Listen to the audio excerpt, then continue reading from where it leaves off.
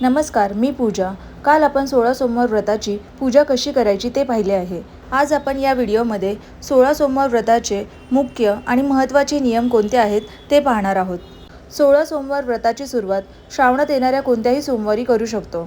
जर श्रावण महिन्यात जमत नसल्यास कोणत्याही महिन्याच्या शुक्ल पक्षात येणाऱ्या सोमवारी आपण 16 सोमवार व्रत हे सुरू करू शकतो. महादेवाला पांढरा रंग हा अत्यंत प्रिय आहे, म्हणून 16 सोमवार व्रताची पूजा करताना पांढरा शुभ्र नवीन वस्त्र परिधान करावे लागते आणि अंतरपाटावर देखील लाल ऐवजी पांढऱ्या रंगाचे वस्त्र ठेवूनच पूजा करावी.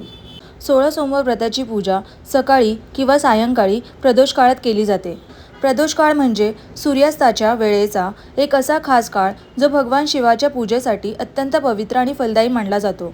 सूर्यास्ताच्या वेळेपासून ते त्यानंतरचा साधारण 2 तास 24 मिनिटांच्या कालावधीला प्रदोष काळ म्हणतात. सोप्या शब्दात सांगायचे तर जेव्हा दिवस संपत असतो आणि रात्र सुरू होत असते ती सायंकाळची वेळ म्हणजेच प्रदोष काळ. 16 सोमवार व्रत करताना 4 ते 5 महिने लागतात. त्यामुळे कलश स्थापनेचा जो नारळ असतो तो कधी खराब झाला किंवा त्याला कोंब आल्यास काय करायचे? जर नारळाला कोंब आला तर संपूर्ण 16 सोमवार व्रत आपल्याला त्याच नारळाचे पूजन करायचे आहे. आणि जर नारळ खराब झाला किंवा त्याला क्रॅक आले तर घाबरून न जाता आपली प्रार्थना ही महादेवापर्यंत पोचली आहे असे समजून येणाऱ्या सोमवारी नवीन कलश स्थापना करावी. कोणत्याही एक प्रकारचं फळ निश्चित करून आपण 16 सोमवार व्रताची उपासना करू शकतो. उपवास हा पूजेनंतर सायंकाळी चुरम्याच्या लाडूवर सोडावा. 16 सोमवारच्या व्रताला मीठ हे खाल्ले जात नाही, म्हणून चुरम्याच्या लाडूमध्ये देखील मीठ हे टाकू नये. महादेवाला 3 सम आकाराचे चुरम्याचे लाडू अर्पण करायचे आहे. पूजा झाल्यानंतर 1 लाडू गाईला 1 लाडू सह परिवार प्रसाद म्हणून खायचा आहे आणि शेवटच्या लाडूवर तुम्ही उपवास हा सोडू शकता.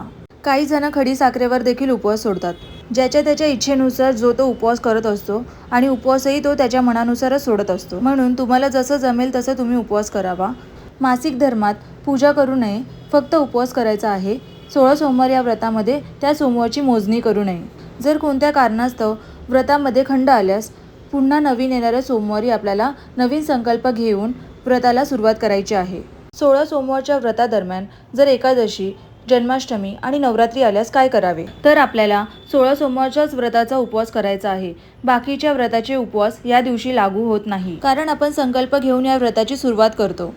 म्हणून 16 सोमवार व्रताच्या दरम्यान एकादशी, जन्माष्टमी, नवरात्री आल्यास फक्त 16 सोमवार व्रताचाच उपवास करावा. 16 सोमवारच्या व्रतात जी आपण ओटी भरलेली आहे तीच ओटी आपल्याला पुढील 16 सोमवारही वापरायची आहे. 16 सोमवार व्रत करताना महादेव खूप परीक्षा घेतात, म्हणून घाबरून न जाता महादेव तेवढेच प्रेमळ आणि दयावान देखील आहेत. महादेवाकडे व्रतादरम्यान काही चुकल्यास क्षमा याचना मागावी. ओम नमः शिवाय. हर हर महादेव.